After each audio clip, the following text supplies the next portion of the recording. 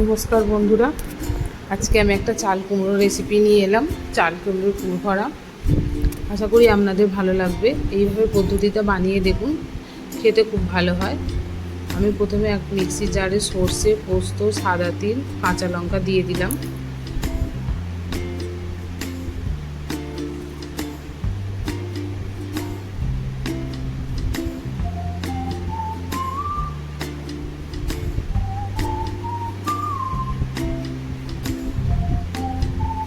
দিয়ে ওতে একটু নুন দিয়ে দিলাম,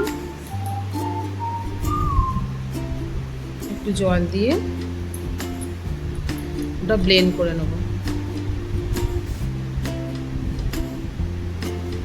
খুব প্রথমে মিহি পেস্ট করিনি, হালকা পেস্ট করে নিয়ে এবার ওতে আমি নারকেলটা যোগ করে দেবো।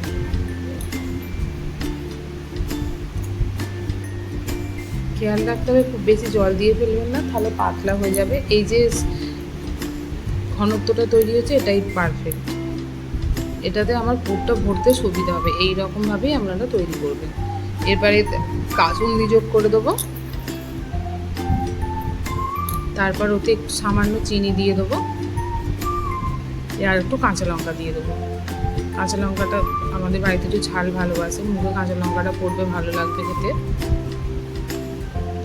এবার ওটাকে রেডি করে সাইডে সরিয়ে রাখবো। এবার আপনাদের দেখাই চাল কুমড়োটা আমি কিভাবে কেটেছি। চাল কুমড়োটা এই যে অর্ধেকটা করে এই রকমভাবে কেটে নিয়েছি, নিয়ে পাতলা করে কেটে মধ্যিখান থেকে ছিঁড়ে দিয়েছি। আর এই যে এটা অর্ধচন্দ্রাকার আকৃতি হতো, কিন্তু ব্যাপারটা হয়েছে কি একটু খারাপ ছিল, তো বাদ দিতে দিতে এরকম হয়ে গেছে।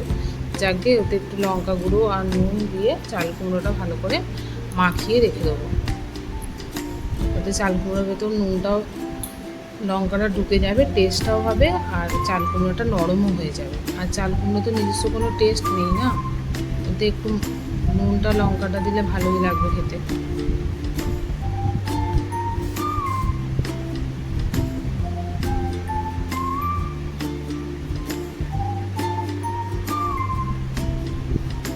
এইভাবে নুন লঙ্কা আর লঙ্কাটা মাখিয়ে ছড়িয়ে রাখবো। এবার আমি ব্যাটারটা তৈরি করে নেব।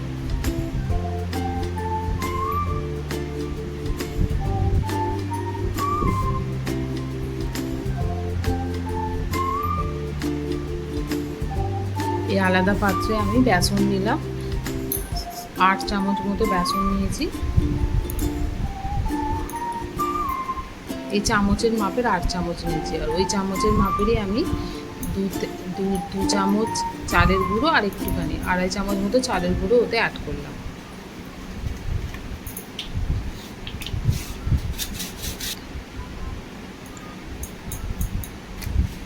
কালো জিরে দিয়ে দিলাম। এবার নুন দিয়ে দিয়েছিলাম, নুন দিয়ে আস্তে আস্তে অল্প করে করে জল দিয়ে দিয়ে আমি ফাটিয়ে নেব।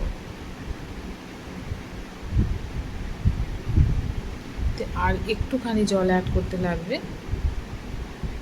একটু হলুদ দিলাম যাতে লংটা ভালো আসে। আপনারা চাইলে দিতে পারেন, নাও পারেন।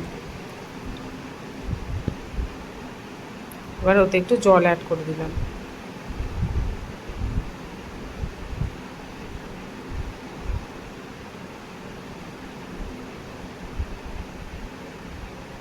বাস আমার ব্যাটারটা রেডি হয়ে গেছে।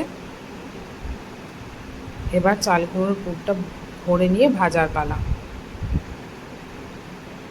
এবার একটা জিনিস দেখিয়ে দিই আপনাদের, যে আমার ব্যাটারটা ঘনত্বটা কীরকম হয়েছে, যে আমি কীরকম বুঝবেন যে আমি একদম ঠিক গোলা হয়েছে। এই যে চামচটা ডোবালাম দেখলেন, ব্যাটারটা দেখছেন আস্তে আস্তে চামচের গা দিয়ে পড়ছে। এটা যদি আমি পাতলা করতাম না, একবারে পড়ে যেত। তখনই বুঝতে পারতেন যে ব্যাটারটা আমার পাতলা হয়ে গেছে, আর একটু ঘন করতে লাগবে। কিন্তু এই ব্যাটারটা না পারফেক্ট হয়েছে। এবার আমার কড়া তেল গরম হয়েই গেছে। এবার আমি চাল কুমড়োটা পুর ভরে নেব। এই যে চাল কুমড়োটা দেখছেন, ফাঁকা অংশটাতে আমি পুরটা ভরে নিয়ে রাখলাম। এইভাবে প্রত্যেকটা পুর এক চাল কুমড়োর ভেতরে দিয়ে প্রত্যেকটা চাল কুমড়োকে পুর ভরে রেডি করে নেব।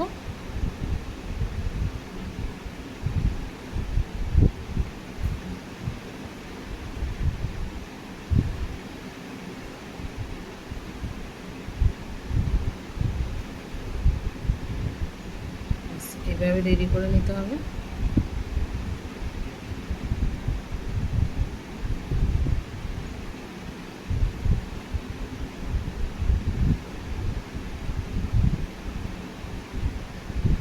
এবার বেসনের গোলায় ডুবিয়ে ভেজে নিলেই রেডি।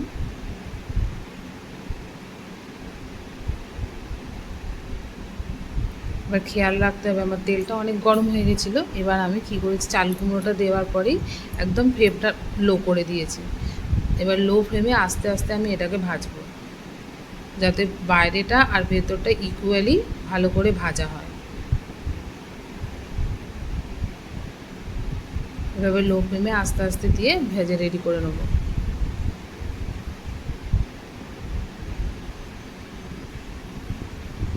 দেখছেন ভালোই লাল হয়েছে, মানে আমার ভাজা মোটামুটি হয়ে এসছে।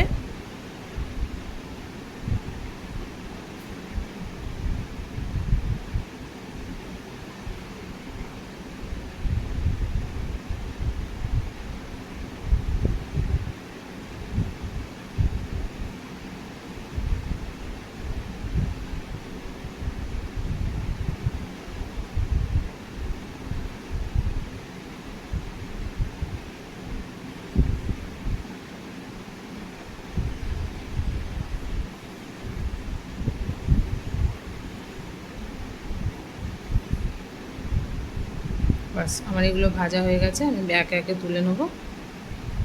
দেখছেন কীরকম দেখতে হয়েছে, ভালোই খেতে হয়েছিল। আপনারা একবার ট্রাই করে দেখবেন, তবে বুঝতে পারবেন কীরকম খেতে হবে।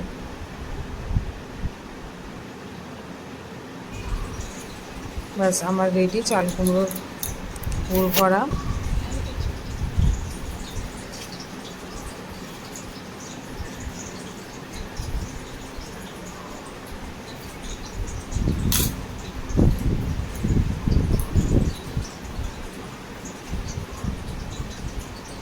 খুব সুন্দর মুচমুচে এবং খুব ভালো খেতে হয়েছিল। এবং যেহেতু চাল কুমড়োটা ভেতরে একদম গলে গেছে, পাতলা করে কাটা ছিল, পুরগুলোর রস বেরিয়েছে, খুব জুসি এবং খুব সুন্দর খেতে হয়েছিল।